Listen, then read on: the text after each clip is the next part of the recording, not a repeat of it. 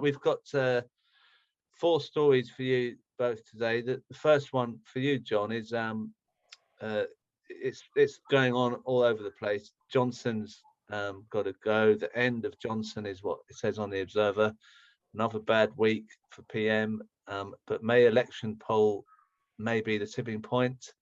And then that's one aspect of what's in the papers. And then the next bit that we see is, if we look at the next slide, is Keir Starmer in the Sunday Mirror saying that the Philip funeral disgrace was a new low even for the PM. And then on the front page of one of the papers, it's got Starmer, the COVID party hypocrite. So is this party going to be the end of Johnson, John? Do you think Keir Starmer's playing this well? Do you think it could backfire, this hypocrite thing? How long have I got? Yeah. Well, I noticed the Tories have launched Operation Save Fat Bastard. Oh, sorry, Save Big Dog. And it looks like part of keeping Bozo's position is a deal with the extreme right of ending all restrictions. But whatever it is, the tragedy is that for the Starmeroids, their only asset is Johnson. 200,000 almost murdered in a COVID coup. Labour only wanted to offer nurses 2%. They've done nothing to oppose him, but all of a sudden, because he's upset Queenie Saxe-Coburg-Gotha, it's a tragedy, and he's got to go. And I've no doubt Starmer's a hypocrite. I bet that party or whatever he had work to do with his staff were a fantastic event. I'd have crashed that if I'd known. I bet, bring your own Chianti or something. But, he's an establishment stooge. We have to accept he's part of it. And, he is there to prop up the system. He loves posing with a beard, doesn't he? So he probably saw a photographer outside his window and thought, oh, this is a photo opportunity. The focus group sent him. So, yeah, I mean, the reality is we've got a crisis of the total establishment. We've got, the economy falling apart. We've had shortage after shortage, crisis over truck drivers, not enough bus drivers, things like that. We've got the royal nonce gate that's going on. The establishment are falling apart, and unfortunately, we're led by this Starmeroid robot who he couldn't even oppose a newborn child or anything. He's useless, and all he's doing, he's thinking he's got a lead, which, as Jackie said in the preamble to this, it's nowhere near 20% that they expected. Ultimately, this is about them and us. Them are falling apart and re-establishment, and us are left without a captain at the helm and need to self-organise to fight back. Ultimately, those in power will cling to it, whatever. And if that means getting rid of Johnson, they'll do it. If it means allowing Starmer, now he's made the Labour Party safe for capitalism, to have the reins for a brief period, they'll do it. None of it will be for our benefit.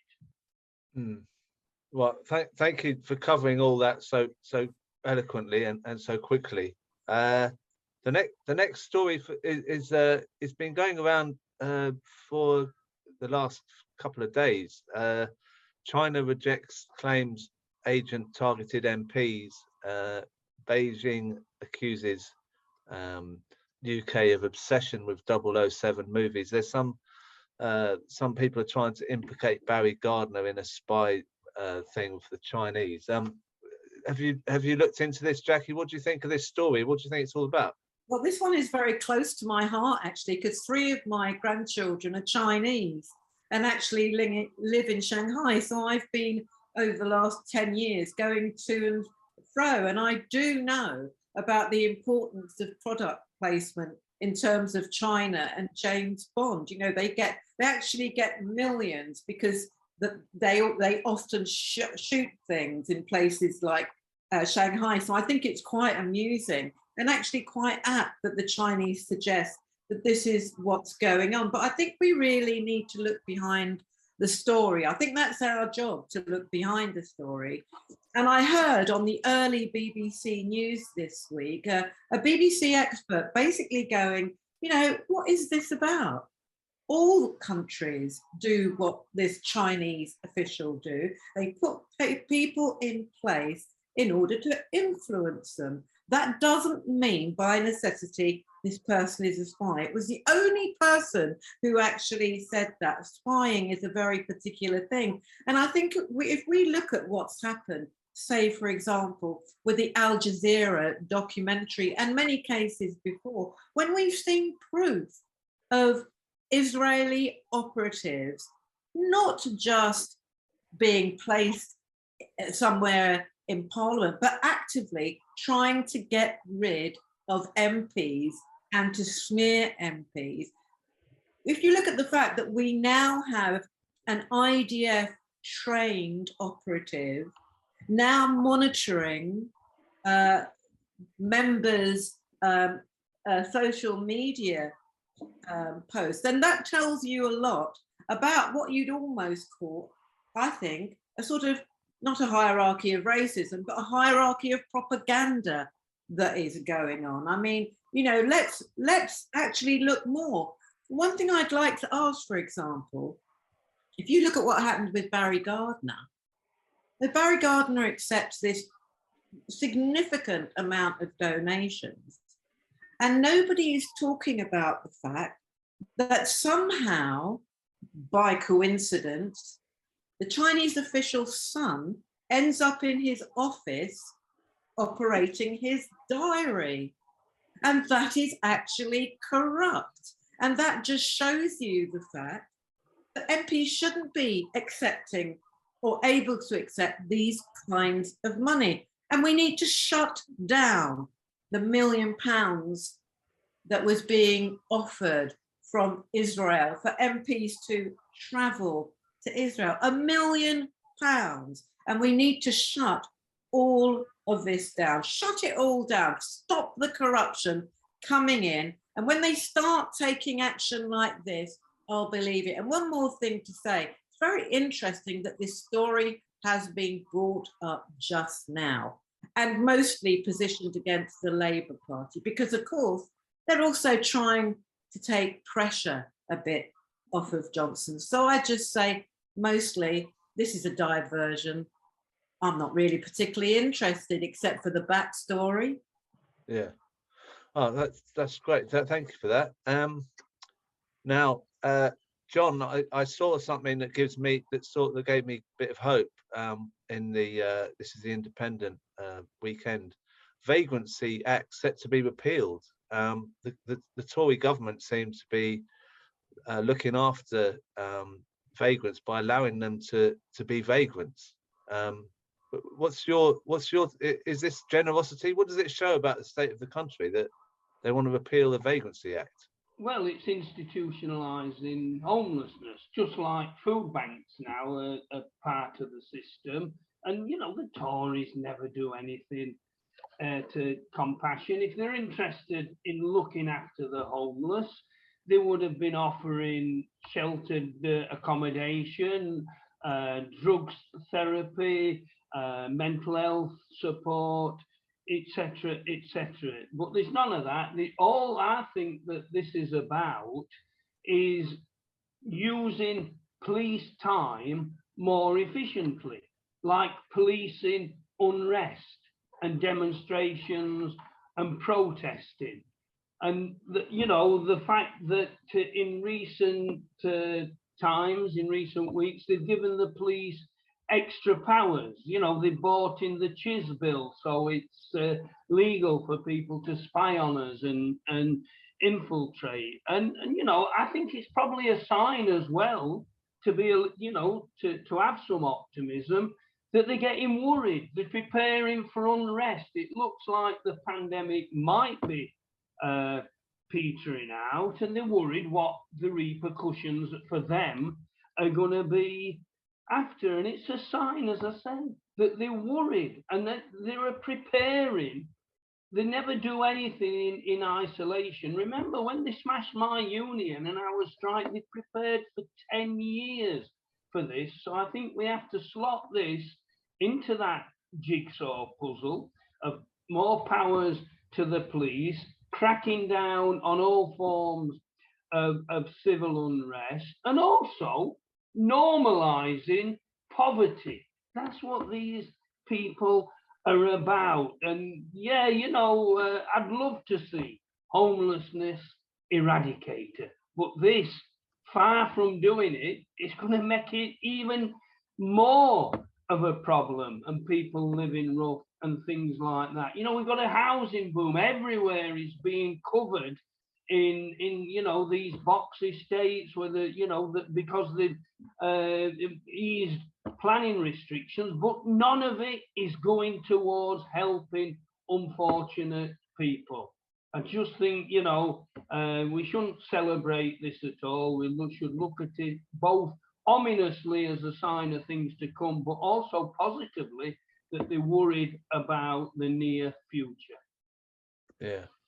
Well, thank you for that. And the final story for you, Jackie, is the Nadine Dorries is saying that the BBC is going to be cut. £2 billion of funding is going to be cut from the BBC. Does the BBC seem to get it from every side, or what do you think this is? Why would the Tories attack the BBC? It seems to me to be propping them up, if anything else. I think this is actually quite a sad story in many ways. And like 10, 15 years ago, I think I would have felt very differently, because I think there are two things happening here. You've got what's happening politically, but you've also got what's happening to the media generally, and the competition with streaming services, who are now providing, actually in terms of drama, first-rate drama. They're knocking away what used to be really one of the prime outputs of the BBC, and they can do it because they've got much better funding. They have a huge amount of funding, and you know, younger people barely don't watch the stations anymore. They're on Netflix, they're on Amazon, they're Disney, and there's no doubt that that's the way things are going. But at the same time, you've also had this attack on the BBC, and it's been an attack. I mean, let's not listen to the fact that, you know, the BBC is a bastion of socialism. That's just bullshit, isn't it? And we know that. But it has been undermined by the right. We now have a BBC executive board that is dominated by people who are what I would call practicing Tories. You know, they're not even just Tory voters, they're practicing Tories. The news coverage of the BBC has gone increasingly to the right. They have alienated the left with what they did over Corbyn. And so now, when actually the Tories want to really give the killer blow to the BBC, and that's what they've always wanted to do. I mean, this goes back to Sky and the relationship between the Tories and Murdoch. Now they're wanting to give the killer blow. People like me are going, do you know what? I don't really want to support the BBC because I don't trust the BBC anymore. And in any case, I don't watch them much anymore. And I think this is a very, very sad story. And I'm really not sure there's anywhere or any way that the BBC can come back, except to become, in the same way that you have in America, a kind of public broadcasting unit, which really is on the fringes of things and does a lot of buy-in of programming. It's very sad. Yeah, it's true. They're not getting much support from anyone. They've upset so many different people that it's hard for them to come back. unlike this show, of course, we don't upset anyone. Oh, Thank you, John, and thank you, Jackie, for coming on. Great to see you again.